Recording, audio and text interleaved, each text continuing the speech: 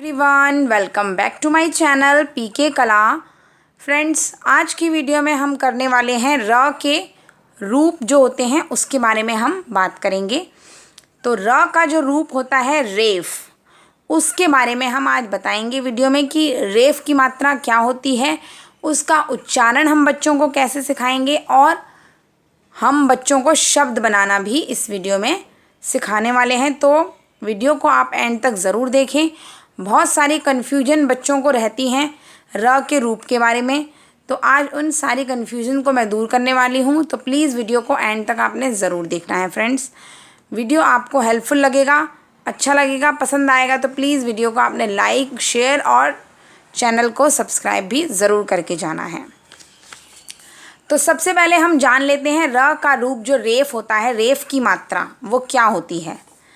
जब किसी शब्द में र के नीचे मैंने यहाँ पे हलंत लगाया है, स्वर रहित हो तो उसे रेफ के रूप, रेफ का रूप कैसा होता है, ये मात्रा लगी है ऊपर ऐसे आधा सी बना के में लिखा जाता है। मतलब जब र, एक तो र होता है, ये तो र का सामान्य रूप है, और जब हमने र के नीचे ये हलंत लगा दिया तो ये क्या बन गया हमारा आधा र। मतलब जब किसी शब्द में हमने र स्वर रहित, स्वर रहित का मतलब क्या है, जैसे कि ये पूरा र बना हुआ है यहाँ पर, तो र को जब हम प्रोनाउंस करेंगे तो उसके साथ अ का साउंड भी आ रहा है र, और यहाँ पर र के नीचे हमने जब हलंत लगाया तो क्या है ये आधा र, मतलब इसमें अ नहीं है।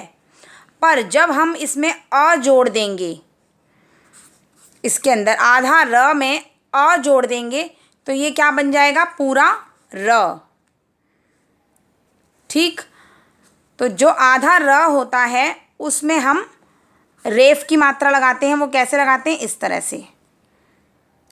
और जो रेफ की मात्रा होती है, मतलब जो र का रूप, र का रूप कितने होते हैं, वैसे तो र के रूप 4 होते हैं, और उसमें से हम केवल अभी आज रेफ जो होता है र का रूप उसके बारे में वीडियो में मैं बता रही हूँ। र का दूसरा रूप भी होता है, वो होता है पदेन, उसके बारे में हम अगली वीडियो में देखेंगे। फ्रेंड्स, अभी आज सिर्फ हम र का रूप जो होता है रेफ, उसके बारे में ही बात कर रहे हैं। तो जो रेफ होता है वो हम कैसे लगाते हैं शब्दों में। सबसे पहली चीज़, पहला पॉइंट क्या है, जो रेफ होता है, र का रूप जो होता है रेफ, जो ये मैंने बताया यहाँ पर, ये किसी भी स्वर में नहीं लगता। स्वर में मतलब जो अ, आ, ई होते हैं, ये स्वर होते हैं, उसमें हम स्वरों में नहीं लगाते, स्वरों में नहीं लगाते। दूसरी चीज़, जो ये रेफ होता है हम सभी व्यंजनों पर लगाते हैं, सभी व्यंजनों पर लगाते हैं। थर्ड पॉइंट, तीसरी चीज़ क्या है, जो र है, आधा र, वो हम सभी व्यंजनों पर तो लगाएंगे ही, पर वो हम किस तरह से लगाएंगे। जैसे कोई शब्द है धर्म, मैंने धर्म लिखा तो म के ऊपर ही हमने रेफ की मात्रा क्यों लगाई, र का जो रूप मैंने बताया ये रेफ की मात्रा यहाँ पर ही हमने क्यों लगाई। हम ऐसे भी लिख सकते थे, इसे ध के ऊपर भी लगा सकते थे। अब बच्चों को यही कन्फ्यूज़न रहता है कि ध पे लगाएं हम र की मात्रा या म पे लगाएं, तो ये तो हमारा गलत है, ये करेक्ट वर्ड है। अब हम इसे कैसे लगाएंगे, ध्यान से देखिए। जो रेफ होता है वो हमेशा हम, जो रेफ र है वो आधा होता है, जिसमें जैसे कि धर्म मैंने बोला तो धर्म वर्ड को आप बोल के देखिए, उसमें र जो है हल्का सुनाई दे रहा है, और उसके ठीक अगला जो व्यंजन है उसमें जो व्यंजन है वो पूरा सुनाई दे रहा है। जैसे कि धर्म, मैंने धर्म लिखा यहाँ पर, म पूरा सुनाई दे रहा है, तो अगला व्यंजन जो होगा उस पर रेफ की मात्रा आएगी। अगर मैंने बोला धर्म, धर्म बोला तो ये तो पूरा आ रहा है धर्म। तीनों में देखिए, बोल के देखिए, ध र म, तीनों में अ साउंड साथ में आ रहा है। पर अगर मैंने ध लिखा और र और यहाँ म, र जो है देखिए यहाँ पे मैंने हलंत लगाया हुआ है यहाँ पे, तो क्या शब्द बन रहा है, ध और र। इसका मतलब ये मतलब सॉरी, जो मैंने यहाँ पे ये हलंत लगाया है इसका मतलब र जो है वो आधा सुनाई दे रहा है। तो अगला व्यंजन क्या है, म की आवाज़ जो है वो पूरी आ रही है। तो इसका मतलब क्या है, म पर जो रेफ लगेगा वो ऊपर की तरफ लगेगा, मतलब अगले व्यंजन पे, और वर्ड क्या बन जाएगा हमारा, धर्म। बोल के देखिए, धर्म, फटाफट से बोलेंगे हम, धर्म। इसी तरह से शब्द देखिए, कर्म। इसमें देखिए आप, कर्म, क लिखा हमने और र हल्का सुनाई दे रहा है, और अगला व्यंजन क्या है, म पूरा सुनाई दे रहा है, म पूरा सुनाई दे रहा है। तो म के ऊपर हमने रेफ की मात्रा लगाई और शब्द क्या बना, कर्म। तो ऐसे हमें बच्चों को शब्द बनाने सिखाने हैं। और र का उच्चारण कैसे करेंगे, आधा र का, रेफ की मात्रा का उच्चारण कैसे करेंगे, र कैसे, फटाफट से बोल, जैसे हमने बोला कर्म, र हल्की आवाज़ आ रही, कर्म। ध्यान से देखिए, हमने कर्म नहीं बोला, धर्म नहीं बोला। कर्म बोलते, धर्म बोलते तो बच्चा सिंपली लिख लेता करम और धर्म। जब मैंने बोला कर्म, फटाफट से बोला, र की आवाज़ कम सुनाई दे रही है। ऐसी धर्म में भी र की आवाज़ कम आ रही है।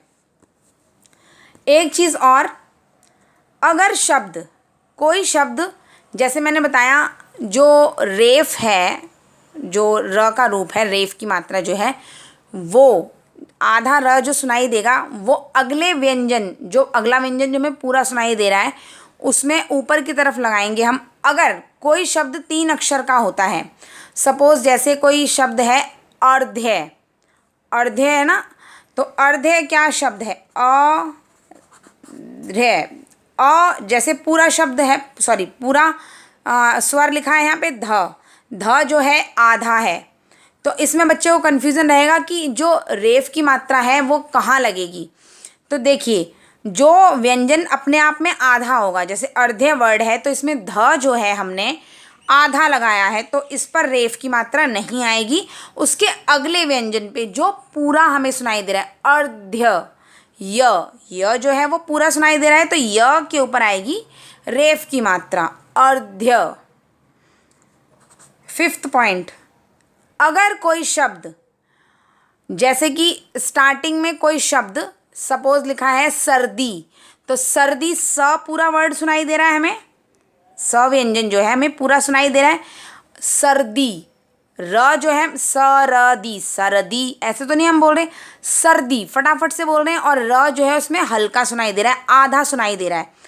तो द जो है, जैसे दी लिखा हमने, सर्दी। अब हमें कन्फ्यूज़न रहेगा कि स पे हम रेफ की मात्रा लगाएंगे या द पे लगाएंगे। तो हम जो मात्रा लगाएंगे वो मात्रा लगाएंगे, जैसे ये लिखा हमने सदी लिखा हुआ है, तो सर्दी लिखना है हमें, तो स पे नहीं आएगी, स तो पूरा व्यंजन आ रहा है सुनाई, सर्दी। द भी पूरा सुनाई दे रहा है, पर द के ऊपर किसकी मात्रा लगी है, बड़ी ई की। तो जो र होगा, आधा र, वो हम यहाँ लगाएंगे उसकी ठीक मात्रा के ऊपर, सर्दी। इसी तरह से गर्मी, ठीक।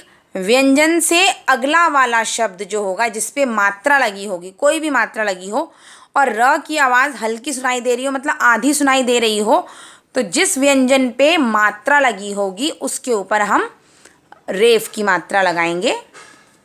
लास्ट पॉइंट फ्रेंड्स, अक्सर लोग बोलते हैं रेफ की मात्रा या र की मात्रा, तो ये लोगों को अक्सर कन्फ्यूज़न है।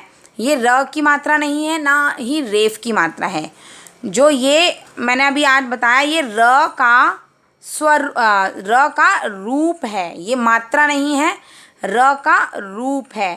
र का रूप कौन सा है, रेफ।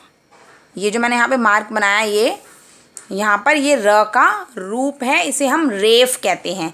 और ये हमेशा आधा र होता है, और ये क्या हमने क्या बताया इसमें अभी, स्वरों में नहीं लगाते, इसे हम सभी व्यंजनों पर लगाते हैं।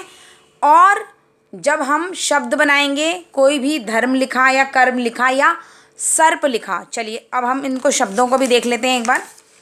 जैसे कि मैंने एक शब्द लिखा सर्प, तो सर्प स पूरा सुनाई दे रहा है। और अब हमें रेफ लगाना है, तो रेफ कैसे लगाएंगे? सर्प स तो पूरा सुनाई दे रहा है और र आधा सुनाई दे रहा है, तो और प पूरा आ रहा है। तो अगला वाला आधे र के अगला वाला व्यंजन कौन सा है? प। तो प के ऊपर आएगा सर्प। इसी तरह से एक शब्द और लेते हैं हम, मुर्गा।